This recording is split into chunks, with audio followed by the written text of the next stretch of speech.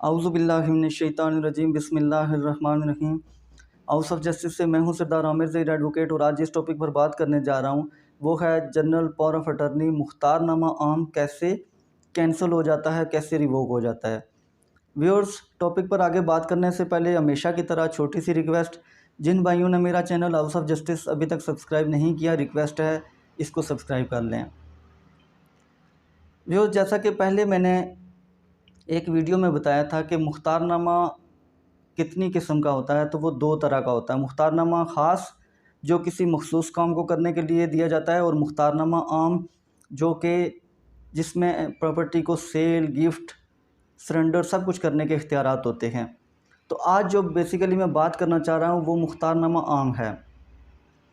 मुख्तारनामा आम अक्सर इसलिए दिया जाता है कि जो ख़रीदने वाला होता है, चूँकि उसने प्रॉपर्टी ख़रीद ली है, बड़ी इन्वेस्टमेंट कर ली है, तो रजिस्ट्री करवाने के लिए इतने ख़र्चे नहीं होते, तो वो कहते हैं कि ठीक है जी, मैं जनरल पावर ऑफ अटर्नी ले लेता हूँ, बाद में जब पेमेंट होगी तो मैं इसको आगे जो भी होगा टैक्सेस वगैरह पे करके ट्रांसफ़र करवा लूँगा। तो उस सूरत में क्या होता है कि वो सिंपल ये लिख देते हैं कि ये प्रॉपर्टी है, जो देने वाला होता है, जो बेचने वाला होता है, कि ये प्रॉपर्टी मेरी थी, मैं आज से मैं इसका ख़ुद इंतज़ाम संभाल नहीं सकता, तो आज से मैं इसका जो इंतज़ाम वगैरह है वो फ़लाँ बंदे को उसके नाम ये जनरल पावर ऑफ अटर्नी दे रहा हूँ, वो इसका इंतज़ाम वो इंतज़ाम संभालेगा, वो इसको बेचे, जो मर्ज़ी करे, इतना लिख दिया जाता है। ये नहीं लिखा जाता कि जो लेने वाला है ये जनरल पावर ऑफ अटर्नी जिसके नाम पर ट्रांसफ़र की जा रही है, रजिस्टर करवाई जा रही है, तो उसने कोई पेमेंट वगैरह की हुई है, तो उसके बदले में ये जनरल पावर ऑफ अटर्नी दी जा रही है। तो उस सूरत में क्या होता है कि जैसे ही देने वाले की डेथ होती है, तो ये जो जनरल पावर ऑफ अटर्नी होता है ये ख़ुद ब खुद कैंसिल सवर किया जाएगा।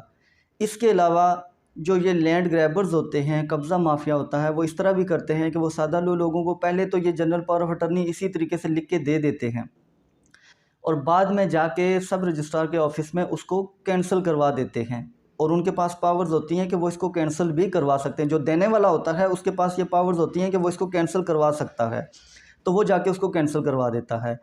उसके अलावा बेहतर तरीका क्या है, वो ये है कि जब भी आप प्रॉपर्टी ख़रीदें लेकिन उसकी रजिस्ट्री नहीं करवा रहे, उसका जनरल पावर ऑफ अटर्नी ले रहे हैं, तो उस सूरत में आप साथ एक एग्रीमेंट टू सेल बनवाएं।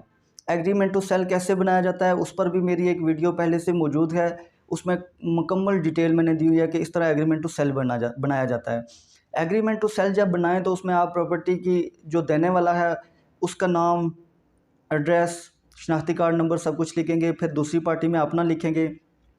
उसके बाद जो प्रॉपर्टी है जो ख़रीदी जा रही है, जिसकी अटर्नी दी जा रही है, उसकी डिटेल लिखेंगे, कितना मरला दी जा रही है, कितनी पेमेंट आपने दी है, कैसे दी है, किस तरीके से दी है, कैश दी है, बैंक के थ्रू दी है, जो भी मोड ऑफ़ पेमेंट है वो लिखेंगे। उसके अलावा प्रॉपर्टी का अगर बाउंड्री जो है दो-दरबा है वो लिखना चाहें तो वो ज़्यादा बेहतर है, वो लिख लें। तो उसमें ये लिखें कि ये जो प्रॉपर्टी है ये मैंने ख़रीद ली है, इसके बदले में मैं जनरल पावर ऑफ अटर्नी ले रहा हूँ, और इसमें आपने एग्रीमेंट टू सेल में वो पेमेंट लिखनी है जो आप कर रहे हैं, क्योंकि दो तरह से पेमेंट होती हैं। एक होता है डीसी रेट, एक होता है मार्केट वैल्यू। जो मार्केट रेट होता है कि उस प्रॉपर्टी की मार्केट वैल्यू क्या है, तो डीसी रेट जिस प्रॉपर्टी का एक मरले का 2 लाख होगा, उसी प्रॉपर्टी की जो मार्केट वैल्यू होती है वो 5 लाख 10 लाख भी होती है। तो आपने पेमेंट डेफिनेटली उस हिसाब से करनी होती है जो मार्केट वैल्यू होती है, जो कि बहुत ज़्यादा होती है।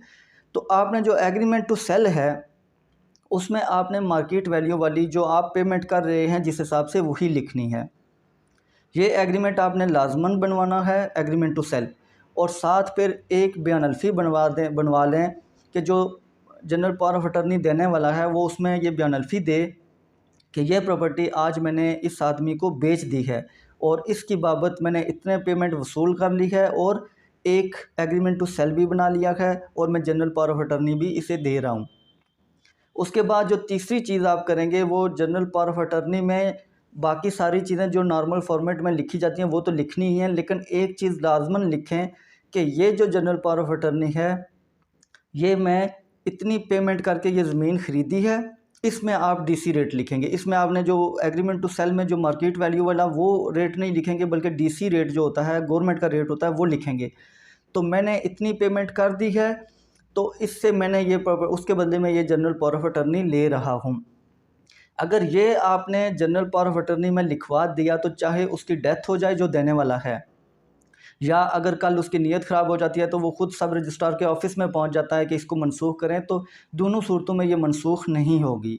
तो आपके पास जो आपने जो इतनी बड़ी पेमेंट की है तो वो आपकी पेमेंट डूबेगी नहीं। तो लिहाजा ये ज़रूर आपने लाजमन ये काम करना है कि जनरल पावर ऑफ अटर्नी में लिखना भी है कि मैंने इतनी पेमेंट कर दी है डीसी रेट के हिसाब से, और एग्रीमेंट टू सेल भी बनाना है, और एक बयान अल्फ़ी भी लेना है उससे।